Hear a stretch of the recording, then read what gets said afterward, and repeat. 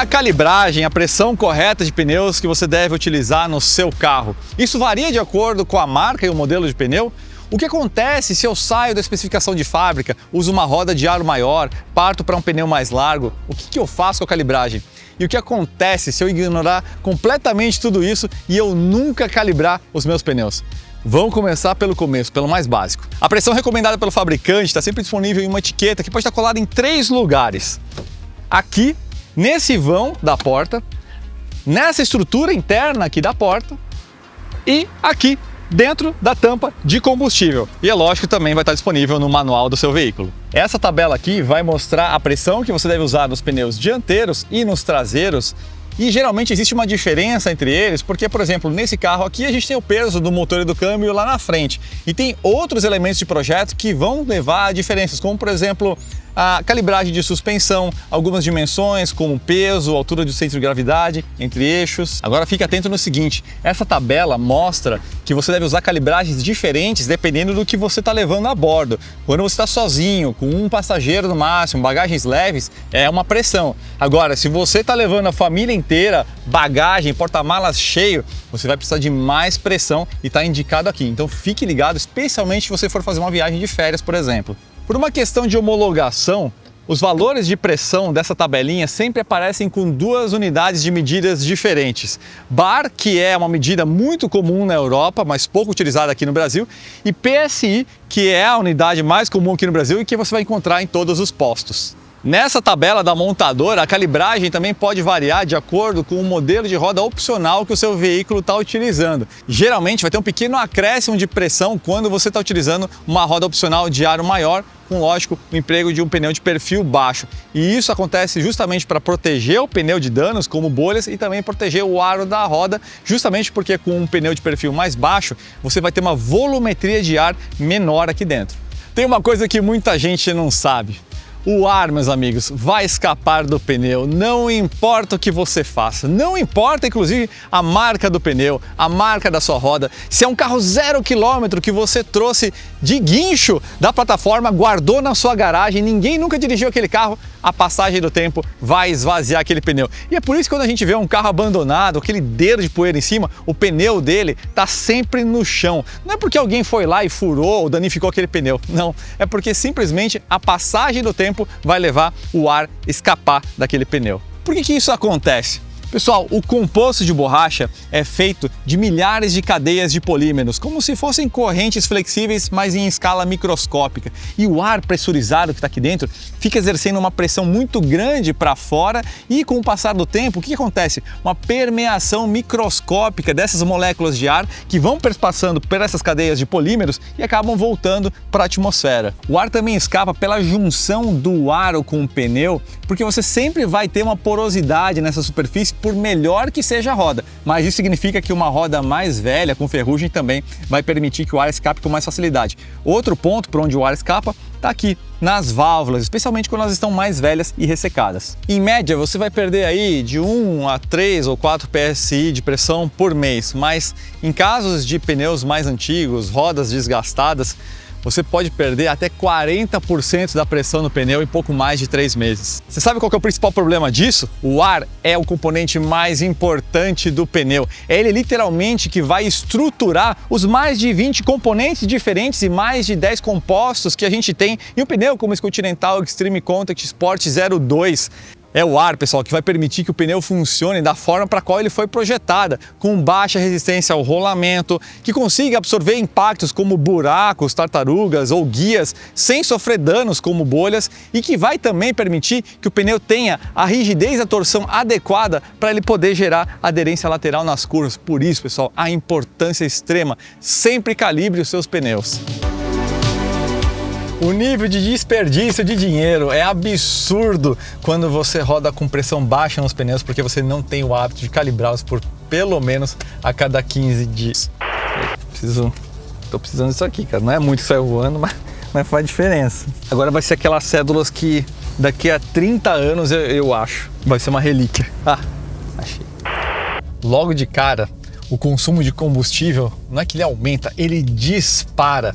O que acontece, pessoal, é que com pouca pressão, o pneu ele achata, ele deforma muito mais a cada ciclo, a cada rotação. E isso impõe uma resistência ao rolamento brutal. Se você já pedalou uma bike com o pneu murcho, você sabe exatamente o esforço a mais que você tem que fazer. Faz uns 3 anos a gente fez um teste aferido com um Honda Civic, se eu não me engano, rodando com 60% da pressão ideal dos pneus, ou seja, de uns 35 PSI daquele carro, a gente estava ali com uns 20 PSI mais ou menos. Só de aumento de consumo de combustível, pessoal, a gente está falando de R$200 a mais por mês para um motorista que roda 90 km por dia. Sabe o quanto de prejuízo isso dá em 3 anos? R$7.000, mais de R$7.000. É um prejuízo absurdo só em combustível. Segundo ponto, pessoal, você desgasta muito mais os pneus. O que acontece quando você roda com um pneu murcho, ele fica literalmente sem se expandir da forma adequada. E o que acontece quando você olha o pneu de frente é que ele passa a trabalhar apoiado nos ombros, com a porção central da banda de rodagem atrofiado. Esse nível desigual de concentração de carga acaba com a vida útil dos pneus. O que acontece, quantas vezes a gente não viu isso aí, pessoal? O pneu fica completamente careca, chega até na malha, nos ombros, enquanto o centro ainda está intacto, ainda tinha muita vida útil pela frente. Aquele pneu acabou, é puro desperdício, pessoal. E fora outro ponto muito importante ainda. Com pressão baixa, rodando murcho assim, o pneu dobra, ele torce muito mais nas curvas. E aí com isso, você não só tem menos aderência, você também fica muito mais suscetível à perda de controle do veículo. Muita atenção nesse ponto, que é um prejuízo grande e muito comum. Sem a calibragem correta, sem ar suficiente dentro dos pneus, ele fica muito mais suscetível a bolhas. Pessoal, é o ar que estrutura o pneu. Sem esse componente tão importante, o ar, estruturando o pneu por dentro, o que vai acontecer? Quando você pegar um buraco ou uma guia, algum recorte, mesmo uma tartaruga, uma pancada mais seca, esse pneu ele vai deformar muito mais do que o ponto para o qual ele foi projetado, justamente pela falta de ar. E aí o que acontece é o rompimento da lona de corpo, que é uma fratura, como se fosse uma fratura exposta no nosso corpo de um osso frágil, por exemplo, um osso com osteoporose. A bolha que a gente vê, na verdade, é o ar forçando para fora pelo aquele ponto onde aconteceu o rompimento da lona de corpo. Então a gente está falando de uma fratura estrutural irreversível na estrutura do pneu. E a principal causa desse tipo de dano nos pneus é a falta da calibragem adequada. A dica é muito simples para evitar tudo isso, pessoal. Calibre o seu pneu a cada 2 semanas e se você tem um modelo de carro mais antigo, com uma roda um pouco mais desgastada, calibre toda semana. E tem um ponto que é muito útil, muito bacana, pessoal. Assumindo esse rito de você estar sempre calibrando os pneus, se você tiver com um furo pequeno, por exemplo, você pegou ali um pequeno prego, você vai detectar isso na hora, porque aquele pneu vai ter uma pressão muito mais baixa. E aí com isso você consegue evitar uma situação muito mais grave, de você estar numa situação com chuva ou em um bairro perigoso, precisando trocar um pneu. Então esse rito também te traz mais segurança. Agora essa daqui é muito boa. E se eu usar uma roda de diâmetro maior que a original de fábrica, ou mais largo? O que acontece se eu botar um pneu mais largo? Porque eu quero um carro com visual mais esportivo.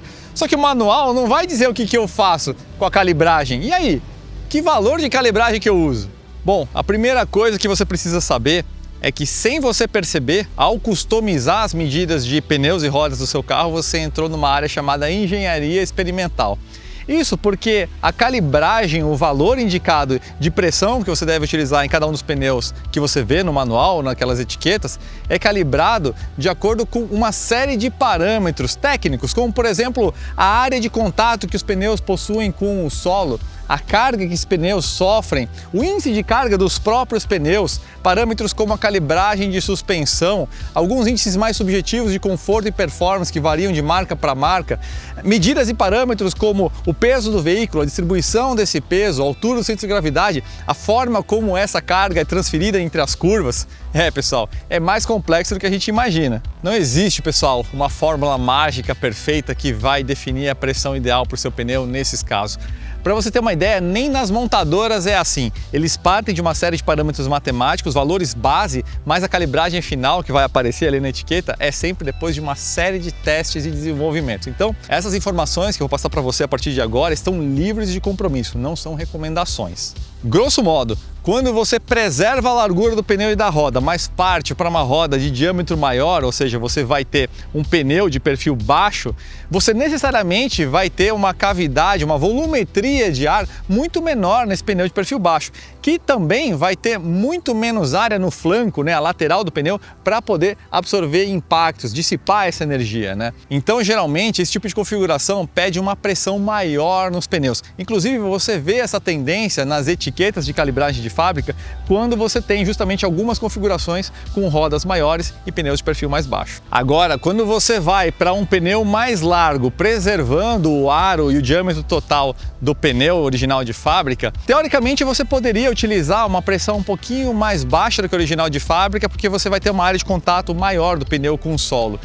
Só que acontece o seguinte: se você está falando de um pneu de perfil baixo, a nossa recomendação é que você preserve a calibragem de fábrica mesmo nesse caso, porque uma calibragem abaixo do ideal é a coisa mais perigosa para um pneu, porque é exatamente assim que o pneu fica mais suscetível a bolhas e também a sofrer desgaste precoce. Agora, para vocês verem como isso não é uma ciência exata, uma vez eu testei um carro alemão que tinha 4 medidas opcionais de rodas e pneus, aro 15, 16, 17 e 18.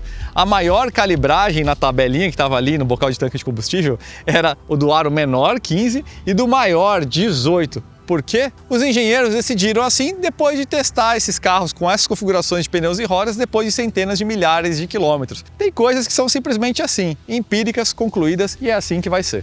Então, pessoal, para concluir, o mais seguro é o seguinte: vá nos parâmetros de calibragem de fábrica. Agora, se você está utilizando um aro muito maior em termos de diâmetro, um pneu de perfil muito mais baixo do que os originais de fábrica, use aí 2, 3, 4, 5 libras a mais e aí vá monitorando o desgaste desses pneus num centro autorizado Continental. Como eu falei, você saiu dos parâmetros originais de fábrica e entrou no ramo da engenharia experimental.